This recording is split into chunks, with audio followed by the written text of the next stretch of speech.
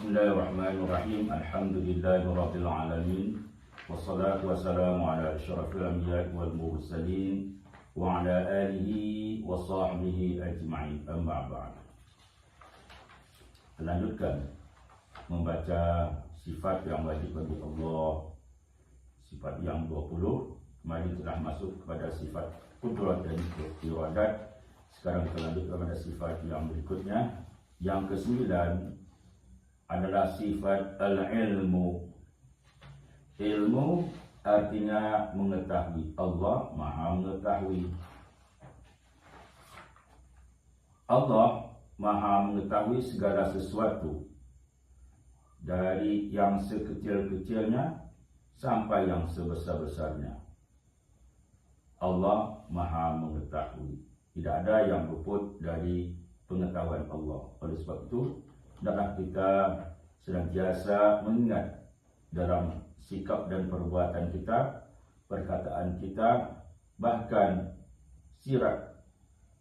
yang tersirat di fikiran dan hati kita, agar tidak menyimpang dari ketentuan Allah, karena Allah sangat mengetahui, Maha mengetahui. Qala ta'ala, Allah berfirman, Alimul ghaibi wasyahadah. Sesungguhnya Allah Qala ta'ala alimul ghaibi wasyahadah. Allah Maha mengetahui baik yang ghaib, yang alam ghaib, wasyahadah, yang ghaib yang tidak terlihat, wasyahadah dan yang nyata. Bahwa annahu ya'lamu, bahwa Allah Subhanahu wa ta'ala mengetahui kulla syai', segala sesuatu.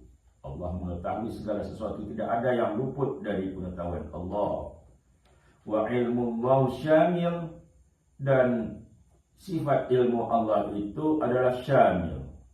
Kalau kudrat dan iradat adalah tamah, sempurna, maka ilmu Allah adalah syamil. Apa yang dimaksud dengan syamil? Bahwa syamil itu adalah meliputi. Karena apa? Karena ilmu Allah itu yata'allaqu biwajibil wujud, terkait atau takluk dengan sifat-sifat yang wajib. Apa yang ada pada zat Allah yang merupakan sifat yang wajib bagi Allah, itu Allah sangat mengetahui. Dialah yang lebih mengetahui hakikat zatnya. Kemudian wal jaizi, dan terkait dengan sifat-sifat jaiznya, yang mana sifat ini terkait dengan makhluk. Allah mengetahui apa yang terjadi pada makhluk, apa yang ada pada makhluk. Oleh sebab itu, kita hendaklah berhati-hati dalam berbuat dan berkata, dan meniatkan di hati kita, berfikir dalam fikiran kita. Wal mustahil, dan Allah mengetahui sifat-sifat yang mustahil baginya. Dialah lebih mengetahui apa yang mustahil baginya. Jadi ilmu Allah itu syamil, meliputi sifat yang wajib, jaiz dan mustahil. Yuhitu bikulliyatil umur, Allah mengetahui segala sesuatu yang sebesar-besarnya, perkara yang besar atau sesuatu yang besar, wa juz'iyatiha, dan yang terkecilnya, bagian-bagiannya Allah mengetahui. Wala yakhfa 'ala Allah syai', bahwa tidaklah luput dari ilmu Allah segala sesuatu.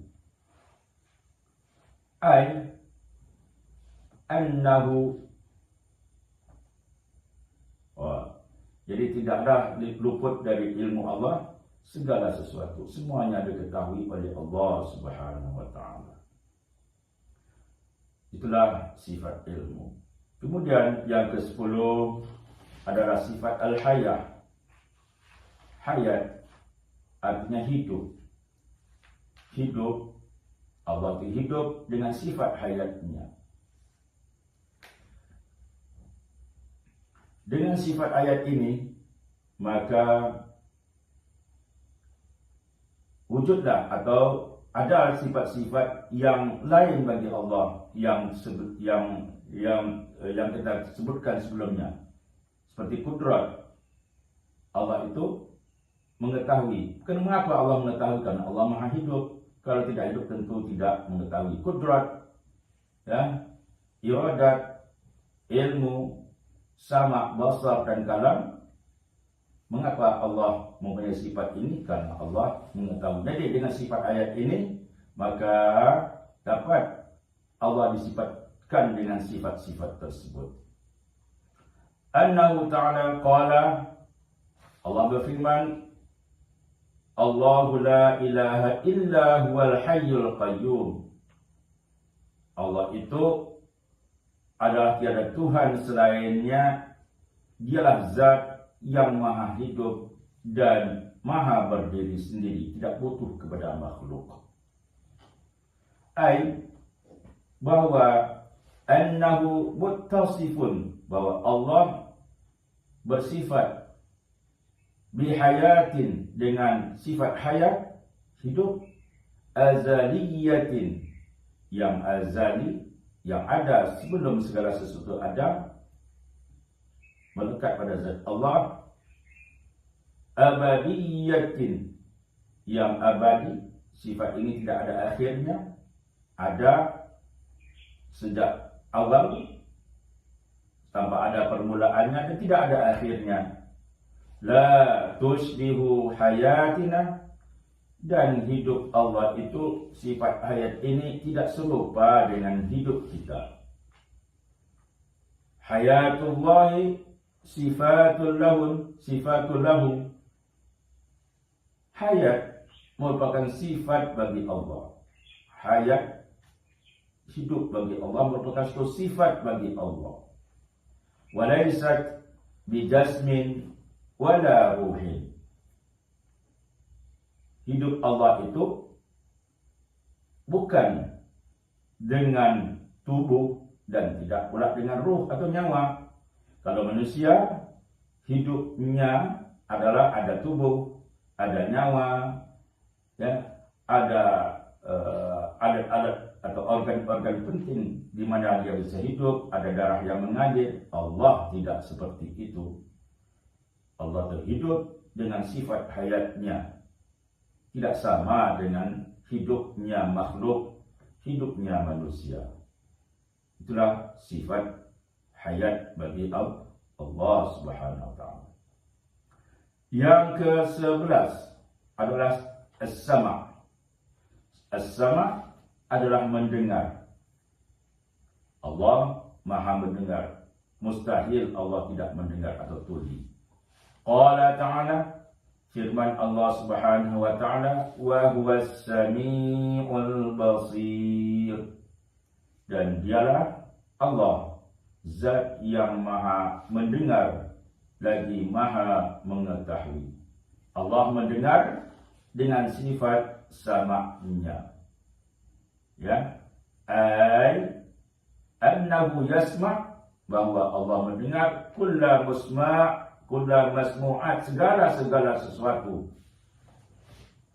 dapat didengarkan oleh Allah Subhanahu wa ta'ala, min ghairi alatin wala udunin, min ghairi alatin au udun, tanpa dengan alat dan tanpa pula dengan telinga. Jadi Allah itu mendengar dengan apa? Dengan sifat sama-nya, ya. Allah mendengar dengan sifat sama-nya, tidak dengan alat-alat pendengaran dan tidak pula dengan telinga. Kalau kita mendengar segala sesuatu yang dapat didengar, yang terjangkau oleh pendengaran kita, dengan alat, dengan telinga, Allah tidak seperti itu.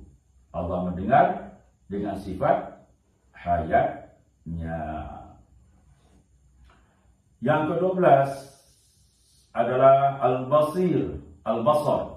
Basar artinya mendengar dan melihat. bahwa Allah Maha melihat segala sesuatu.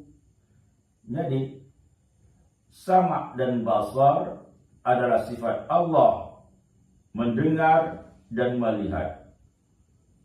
Yang terkecil apapun, rayapan semut di atas batu yang hitam, ya, di waktu malam yang gelap gulita, yang tidak ada cahaya sama sekali, semut yang hitam, rayapannya tidak bisa didengar oleh orang, tapi Allah mendengarnya. Di atas batu yang hitam, di malam yang gelap, orang-orang atau seseorang tidak bisa melihatnya, tapi Allah melihatnya dan mendengarnya. Oleh sebab itu, dengan kita mengimani dan menghayati sifat sama Allah ini dan basar ini, hendaklah kita senantiasa mengawasi diri kita sendiri, bahwa gerak-gerik kita, ucapan kita, dan segala sesuatu yang tersirat di hati kita dan pikiran kita, Allah mengetahuinya. Perbuatan kita yang tidak diketahui oleh orang, Allah mengetahuinya. Ucapan kita yang tidak diketahui oleh orang, Allah mengetahuinya. Allah melihat, ya, Allah melihat. Bahkan gerak hati kita pun Allah mengetahui dan mendengarnya. Oleh sebab itu, hendaklah kita berhati-hati dalam kita berbuat dan berbicara. Sesungguhnya Allah mengawasi kita. Ya, kalau kita ayat ini, insya Allah kita menjadi orang yang terjaga.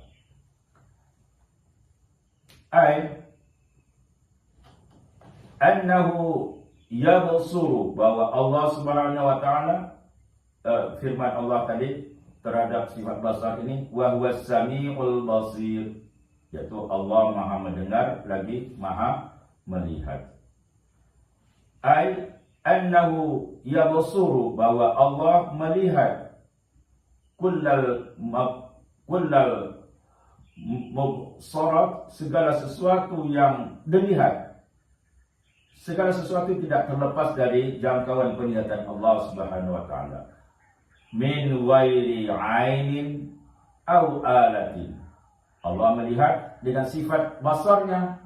Ya, Allah melihat dengan sifat basarnya, bukan dengan mata atau alat untuk melihat. Nah, ini berbeda dengan makhluk. Makhluk itu melihat karena ada matanya. Kalau tidak ada mata, ya tidak bisa melihat. Dan yang ke-13, yang terakhir dari sifat ma'ani ini, sifat bagi Allah, yaitu al-kalam. Sifat yang ke-13 adalah al-kalam. Allah itu berfirman. Mustahil Allah itu tidak berbicara atau bisu, karena Allah adalah zat yang maha sempurna.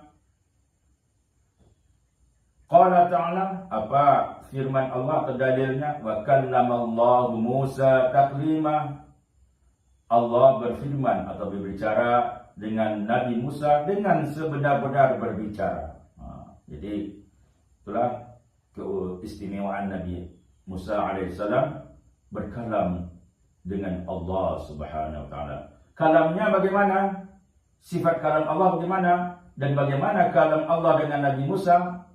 Annahu, bahwa kalam tersebut, ya, bahwa Allah Subhanahu wa taala mutakallimun, berbicara, berfirman, bikalamin, dengan suatu sifat kalam. Sifat kalamnya bagaimana? Sifat kalam Allah, Allah berbicara dengan sifat kalamnya.